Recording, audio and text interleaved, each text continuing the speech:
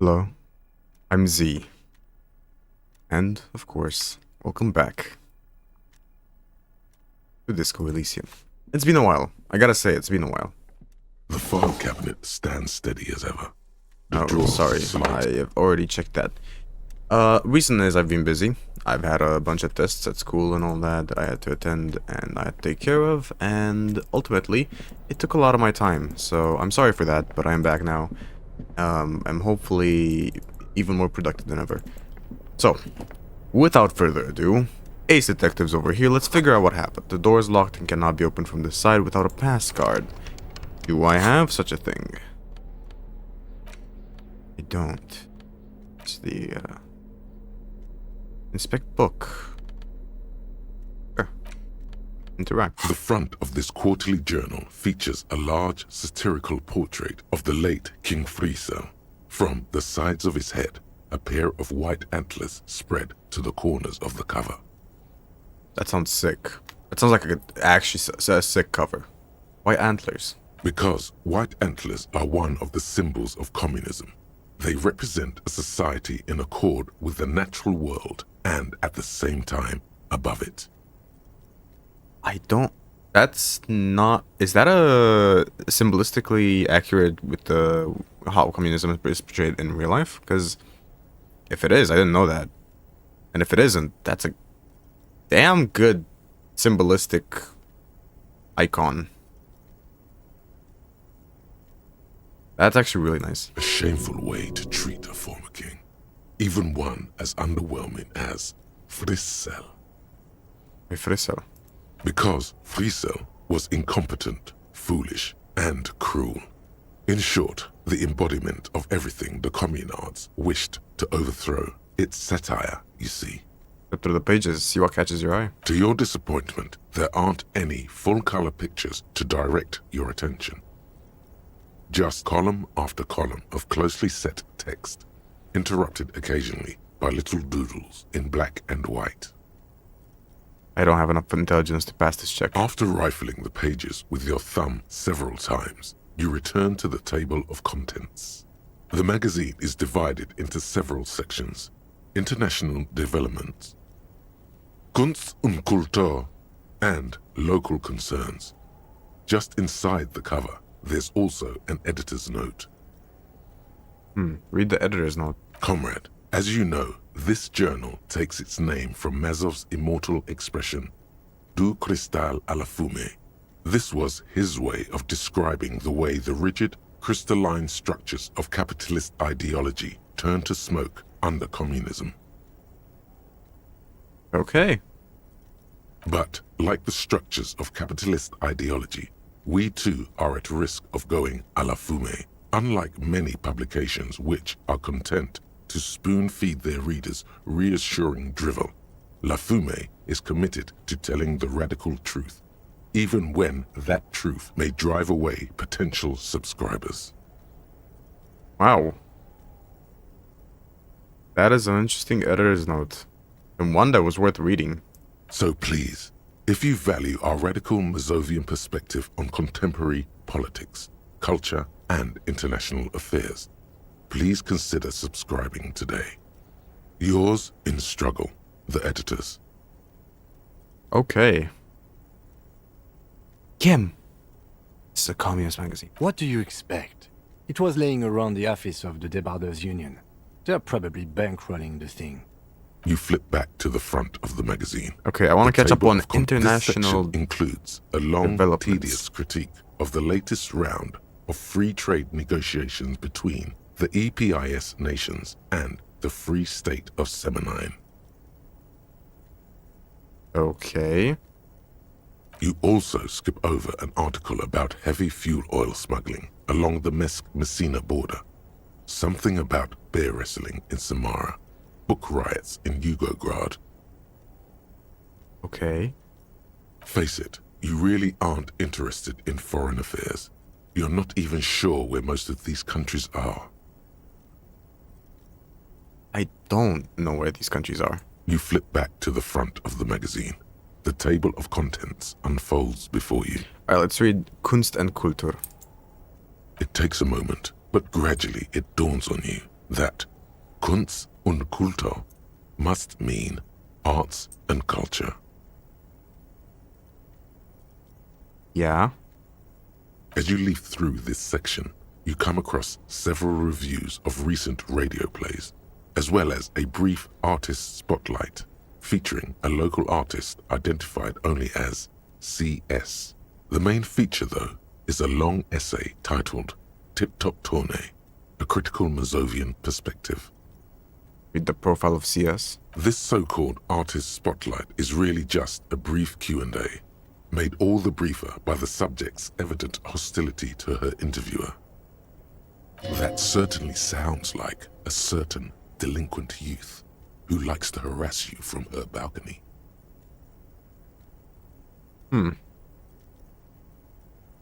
Just a moment. What is this tip-top tourney?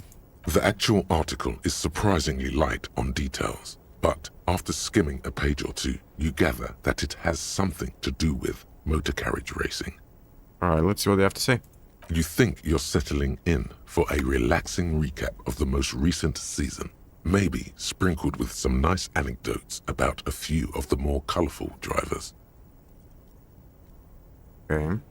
Instead, you find yourself skimming a 10,000-word feature about all the politically problematic aspects of Tip Top Tournée. Wait, what's wrong with tip-top? Where to even start?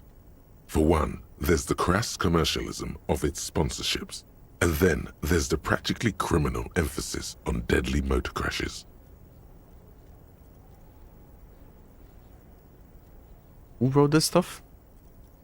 Oddly enough, this article has two bylines: Nasteb Encolada Bernal and Exilus Buka.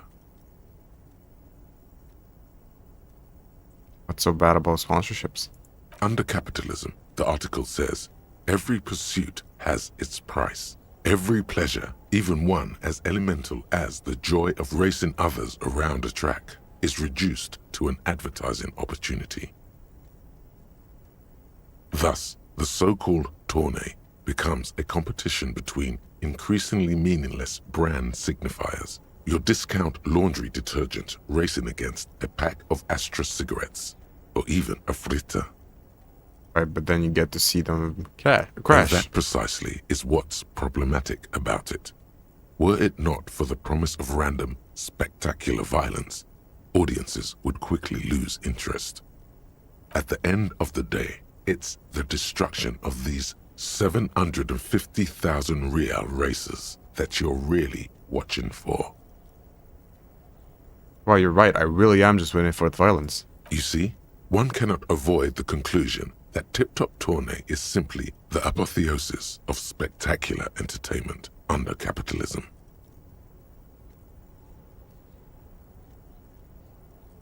Kim, this article says that no one really watches Tip Top Tourney for the races. Oh, come on. Can this article read your mind? Seems to think so. A certain kind of young man reads one or two books and suddenly thinks he understands the secret structures of reality. If I had to wager, I'd say they've never even seen the inside of a motor, much less a motor race. I take whatever they write with a large grain of salt. You flip back to the front of the Hey, magazine. thanks, Kim. The That's table kinda true. of contents unfolds before you. Let's see what they mean by local concerns. Unsurprisingly, much of this section is taken up with articles declaring unqualified support for the dock workers' strike. Oh, You skim the headlines. Paint the harbor red and white. Martinez tames the wild pines. A city in revolt. First we take Martinez, then we take La Delta. Finally, there's a brief article by the writer, G. Martin, accusing the owner of the Capeside apartments of illegally attempting to evict certain communist tenants simply for not having paid their rent.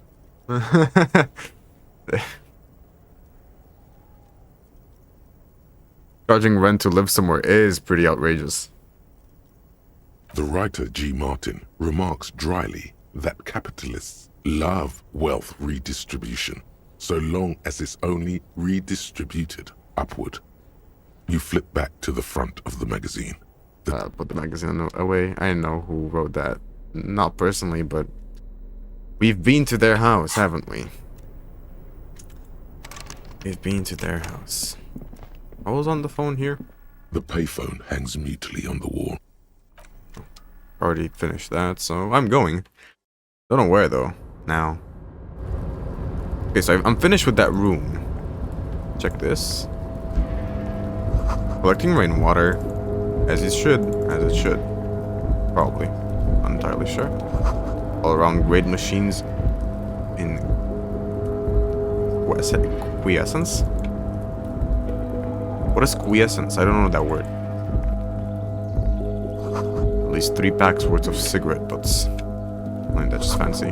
Numerous empty bottles of Commodore Red and a potent Pilsner. All those empty wine bottles and cigarette butts on the ground. Someone partied really, really hard here. Did I do this? Well, yes, I think we can say with relative confidence that it was you.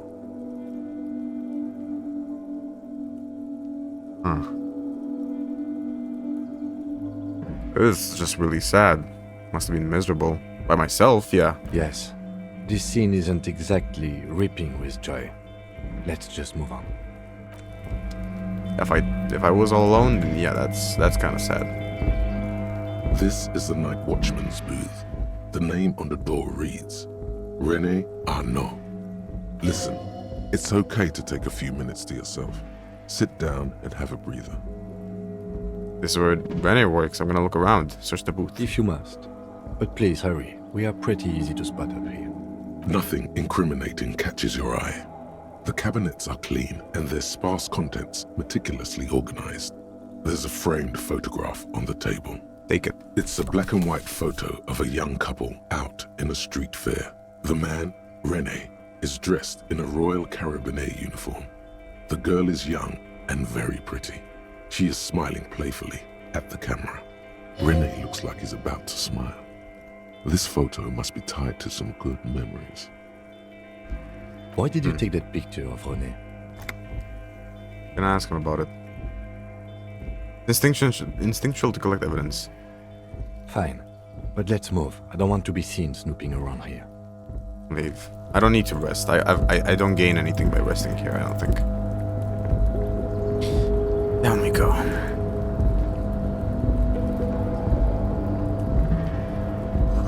White pine trees are printed on the screen covering. Looks like a forest under snow.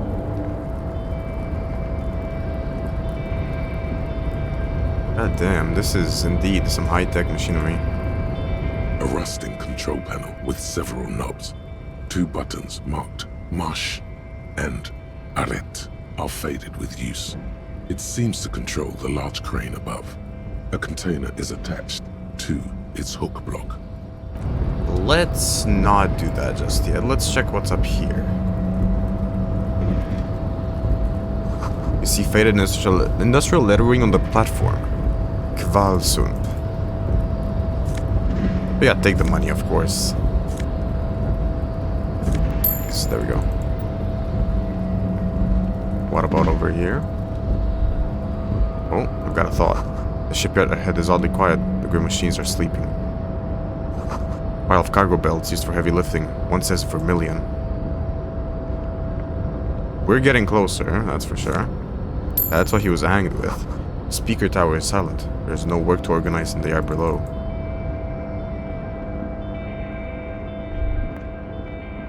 The musk of oil and rust comes from the chasm in front of you. It smells like blood.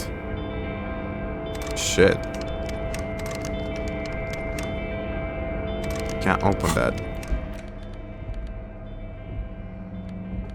How about we get some tools then? There we go. Not entirely sure if it's the tools that did it, but I did get what was inside, and that was some Half-Life glove. Half-Life? Yeah, Half-Light gloves. That's not too bad. I'll wear them. They look cool as well, so give them to me. Take the money. Industrial-sized thermos. Smells like burnt coffee. More money. Banner sags under the weight of rain and snow. White waves on red. Container, container, container. Container, container, I'll turn you nice and red. Container, container, put the logos on. Container, container, used to be Wild Pines. Container, container, now belongs to Everard. Hi. Everard, he looks after everyone. Huh? Well, hey there. How can I help you, mister? The look in his deep blue eyes is as sincere as you've ever seen. Kind of makes you feel like an arsehole for no apparent reason.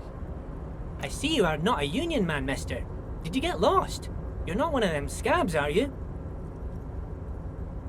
What is it with you people and scabs? I mean, I don't personally mind. Folks is just folks, you know, and folks gotta eat. Just some of the other guys don't look too kindly on the scabbing kind, if you know what I mean, mister. You work here? Yes, yes. Everybody needs a job, and this is mine. I'm Leonard, by the way. Leonard Bellick. But everyone calls me Leo. Oh. I'm like Mr. Everett's right-hand man when Mr. Edgar is out of town, and Mr. Edgar's right-hand man when Mr. Everett is away. I see. Actually, Miss Beaufort is the right-hand man, but she's a lady. Who is this, Miss Beaufort?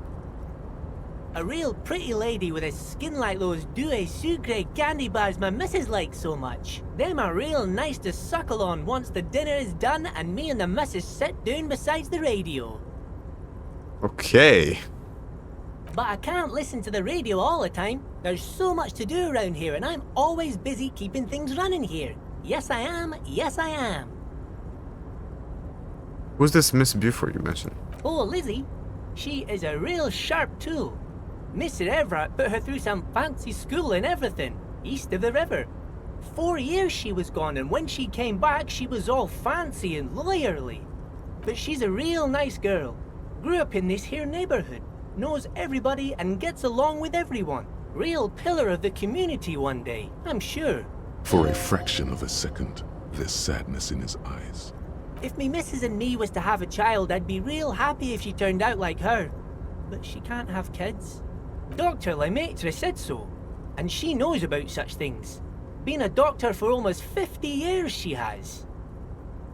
I see. I'm sorry for you. I think you're doing a great job here, Leo. Yes, this place really seems to run like clockwork. Keep it up, Leo. Well, thanks a lot. Coming from you, it means a lot, really. Sometimes I feel some of the guys don't really get how much I bust my ass for them here. But you guys are alright. The white rectangle on your clothes might not mean an awful lot in Martinaise, but the recognition from an authority figure made Leo's day. What are you doing with the containers? Oh, I'm just making some covers for them containers here. Yes I am, yes I am. So it's easier for the crane operators to spot them. I'm gonna fail this. Everything is so pretty and red. You and Leo look like brothers as you glance around with similar childlike wonder. Keep the amazement to yourself. The old man whistles and hums a jaunty tune to Where is himself. everyone? Where's the harbor, Emmy? Oh, most of the guys are down at the gates, keeping the scabs from coming in. We're on a strike. The whole union is. You don't have to work when you're on strike. Ha! We haven't worked for 2 months now. So no one is working? Not everyone is down there, of course. Mr. Everard is in his office, where he always is. And Jean-Luc is guarding the gate. But Titus and his boys got into some drunken trouble and Everard sent them on a nice vacation. For a week or so. He stops but seems eager to tell you more. What kind of trouble did this Titus and his friends get into? Oh, I'm not really supposed to talk about that. That's union business. Him and his boys stirred up something in town. Probably drank too much and got into a fight or something. I heard Mr. Everett telling them to take some time off. Don't go all bad cop on this simple, friendly fellow. But what'd they actually do? I guess the boys got a bit too rowdy and had to let out some steam. I don't really know the details. That's just how boys are, you know. I haven't been in a fight since I was in middle school. Good job, Leo. Titus and his friends. Easy, Leo. Let's keep this on the hard ease.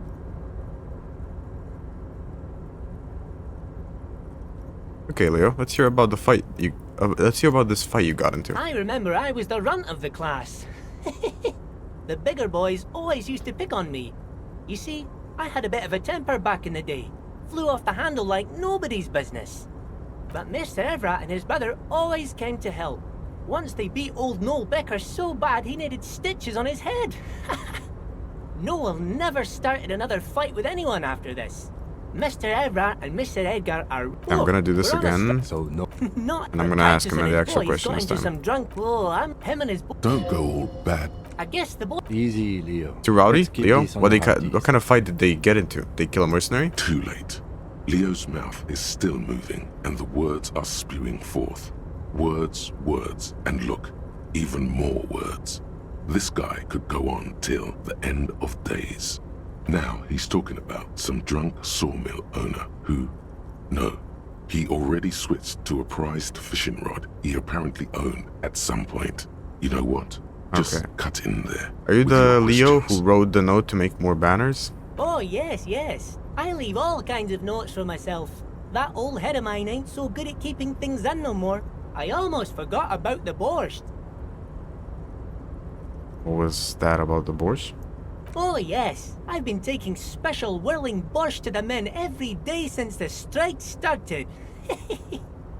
It's very, very good. Makes a man feel so warm and happy. I feel like I could take on Mr. Renadan's boar dogs every time the lunch is done. Power borscht, huh? Never heard of a borscht that turns little guys into dogfighters. Alcohol, however. What do you mean by taking the soup to the men? Is it for striking? Yes, yes. I'm taking it to them.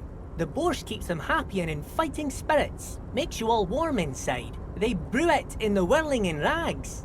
Who makes it in Whirling? Oh, the whirling's cook.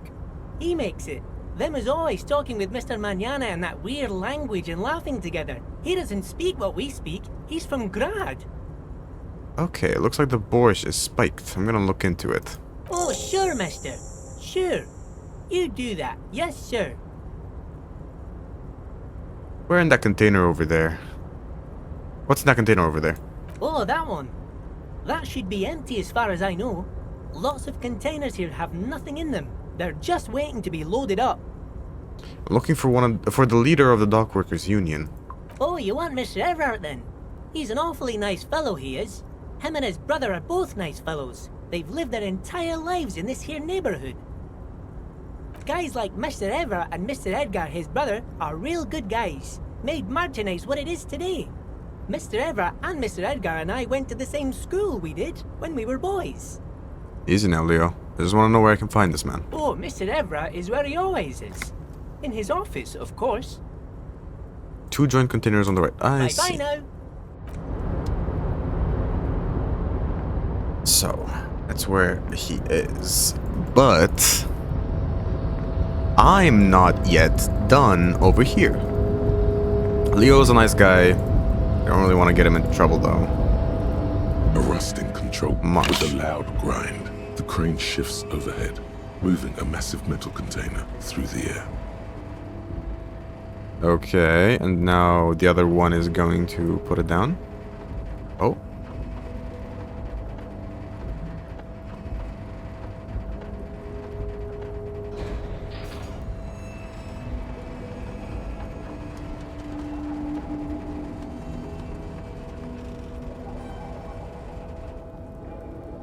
And, with a surprisingly quiet thunk, the crane places the container down. This crane was built with a purpose. What's Just inside? who can say?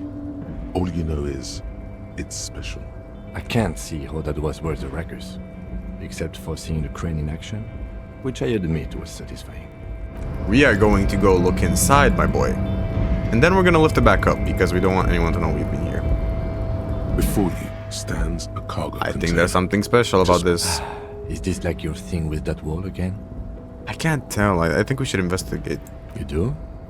Because I don't. Wait, why not? There are a million containers here. Why are you fixating on this one? I don't know, Kim. It just feels special. It's a cargo container, Detective, just like all the others. We are not here to interact with containers. We are here to get the body down from the tree. We're gonna open the You door. attempt to turn the handle, to no avail. The doors seem to be mechanically locked. To your left, the lieutenant considers your actions with some puzzlement. Mechanically locked, you say? Mechanically? So maybe... A rusting control. Crane does not return to its original position. Crane, no screech of metal. I see. How do I get this thing You're back open? with no reply. Persuade the door to open. Rhetoric. Why are you even trying to open a door with rhetoric? Because getting physical wasn't an option. Because what wasn't an option? Using my body over my wits. Now is not the time to get philosophical, Detective. You attempt to your left. Or what? You're back before you attempt to your left. The lieutenant considers. Oh. Yeah, well, I can't get this open, okay? Maybe if I had enough rhetoric, I'd be able to theorize it open. But I can't. Not smart enough. Oh shit, this really is his office. Coffee in the giant thermoses is still lukewarm. Stair made of pallets leading up. What an office. Taxidermy fish that tells time. Hello, Mr. Edgar? Before you Everett. is a walrus of a man You look seated awful. behind a large desk. He looks up from his work, not the least bit surprised to see you. With great effort, he straightens himself up in his chair, yet says nothing. He simply stares at you. Not surprising. Are you in charge of the dock workers? Welcome, Mr. Dubois, Mr. Kitsuragi. It's good of you two to stop by. Please, have a seat. I'm Everard Clare, head of the Debarders Union here in Martinez. I'd offer you my hand, but unfortunately my health prevents me from getting up. You understand? He looks extremely comfortable. The tiny folding chair, on the other hand, looks like a torture device. Uh-huh. You go ahead, Detective. Whatever he has in store for you, it can't be good, he thinks. I'll do my best. Forget about that. What's with this Dubois stuff? You're getting some seriously bad vibes from that name. Why are you calling me Mr. Dubois? Please, Mr. Dubois, let us converse in a civilized manner, as equals. Take a seat. I insist. It's nothing.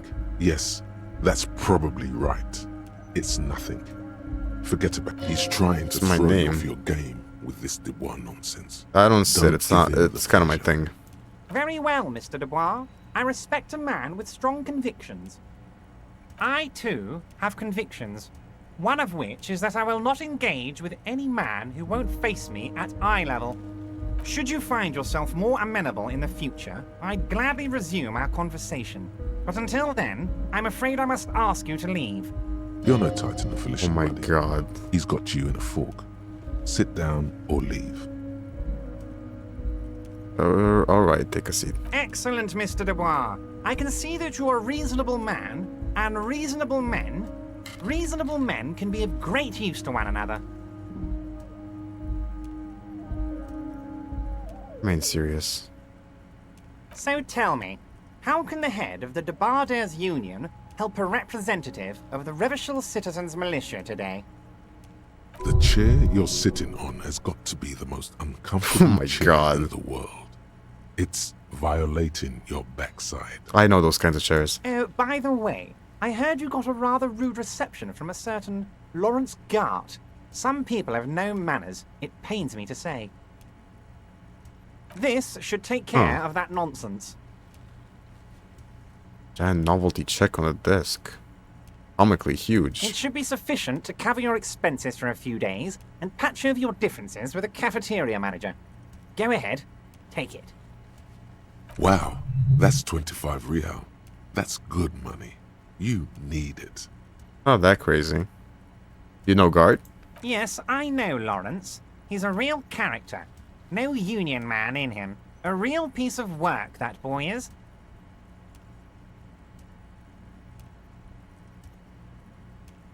Thank you, Everard. Take the check, but don't say anything. Is there anything you'd like to say to me? Or... No. No, it's cool. Cool? I wouldn't go that far.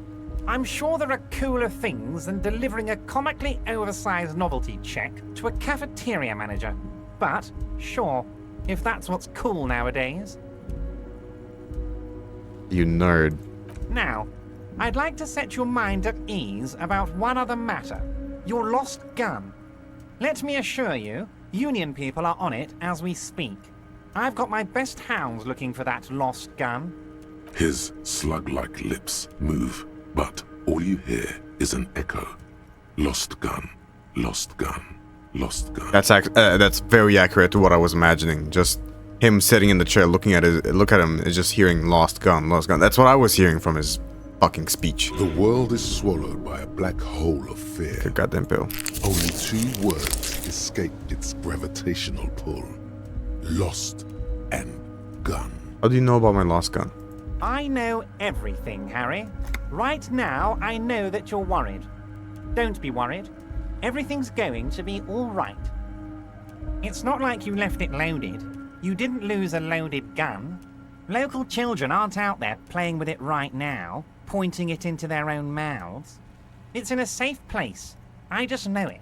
I have a feeling everything's going to be all right. Shit.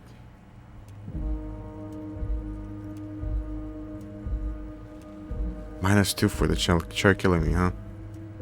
Officer, we will deal with this later. We don't need Mr. Clare's help with this. I wouldn't be so sure about that. Don't panic, sure. God, you're sweating. Your knee is jerking. You're about to cry, aren't you? You're about to cry because you lost your gun and those children are gonna shoot themselves with it. So what? Men can cry too. You want to cry? God, you're weak. Whatever you do, don't cry. He'll think you're disgusting. Mr. Dubois, you don't look so good. What is this, Mr. Dubois? He keeps repeating. What is he trying to pull here? You need to cool the fuck down. Chill. Mr. Dubois! Mr. Dubois! Harry! Oh, God.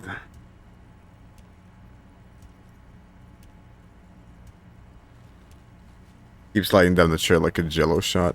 While Everard is distracted by your odd behavior, the lieutenant's eyes are mapping everything around you. The folder, desk, papers on the wall. Mr. Dubois, are you okay? Can I get you a glass of water or something? Are you having some kind of medical emergency? Maybe you could use your hands somehow, in a kind of throw-in motion, like you're throwing that Mr. Dubois act right back at him. He's Mr. Dubois. Actually, this chair is uncomfortable. I could use that glass of water. What an odd demonstration of... you got me, Harry. I don't even know what. As entertaining as it was, I'm afraid we're wasting our time. And I'm an extremely busy man, as I'm sure you are too. Okay, enough. We are here to ask you some questions pertaining to a murder investigation. Quick, here's your window. Get yourself together and ask him questions. Police officer questions. It is about time to stop embarrassing yourself. Questions will help you regain some of your lost dignity. I've just finished investigating the local drug trade. You've got a lot of spirit clearing up the drug problem alongside this murder. I'll talk to the mayor and see if I can get you the key to the city, Harry. Now, let's talk real business. Not even a speck of anger in his voice. That's that then. You call me Mr. Dubois. Why? Of course. Let us dispatch with the formalities. You call me Everard, I call you Harry. That's what the hanged corpse called you. Harry. That's really my name? My God, so it's true. I didn't want to believe it, but you are a fantastic science fiction amnesiac cop, aren't you? What are the odds of that? I think the odds of that are very low. My memory's fine. I'm just testing you. So good to hear that, Harry. Apparently, my sources were wrong. However, if you did have a spot of memory trouble, I could help you out. With my big fat folder. Are you trying to tell me you've gotten hold of some of our documents? Mr. Kitsuragi, would you mind? Me and Harry are talking about his lost identity right now.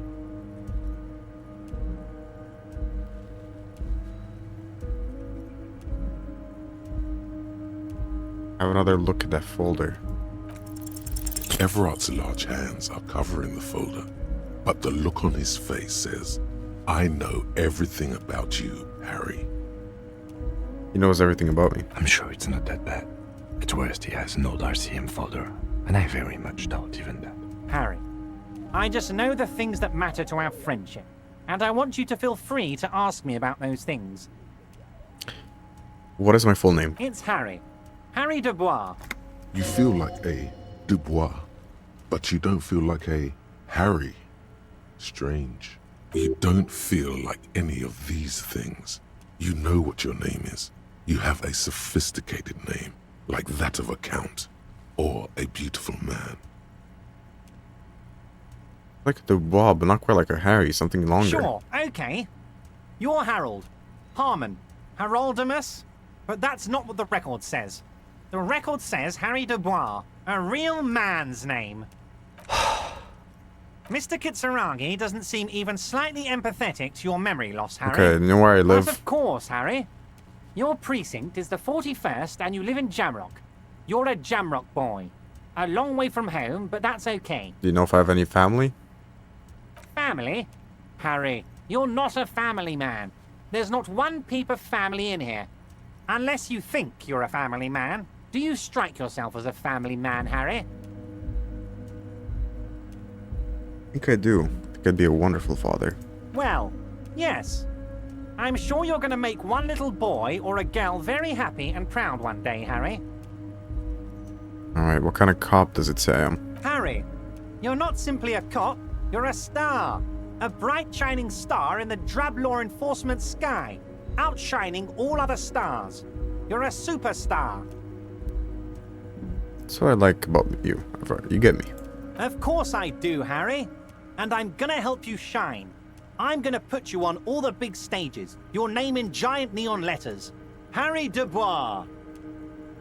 How the fuck does he know I'm a superstar crop? The giant neon sign reading Harry Dubois, hanging from the Cavalson crane, can be seen all the way to Jamrock.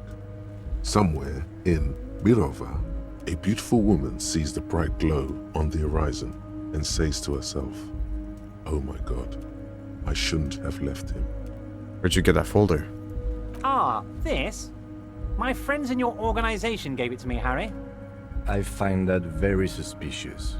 May I have a look? I'm afraid this is meant for Union eyes only, Mr. Kitsuragi. I'm sure you understand. Please continue, Harry. Talk of other matters for a moment. Of course, Harry, of course. Let's not linger on personal details and amnesia. You wanted something from me. I'm gonna leave for now, but we might talk again later. Wait. You need this to get in and out through the gate.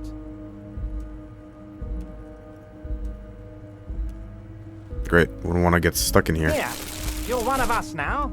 A real red and white Union man. Take care, Harry. Didn't really want to be a Union man. Not really my thing. Hey, there's the autosave, which was what I was meaning to do because I'm going to leave it right very here. So, if you enjoyed this episode, leave it a like. Have an awesome rest of the day, and I'll see you next time.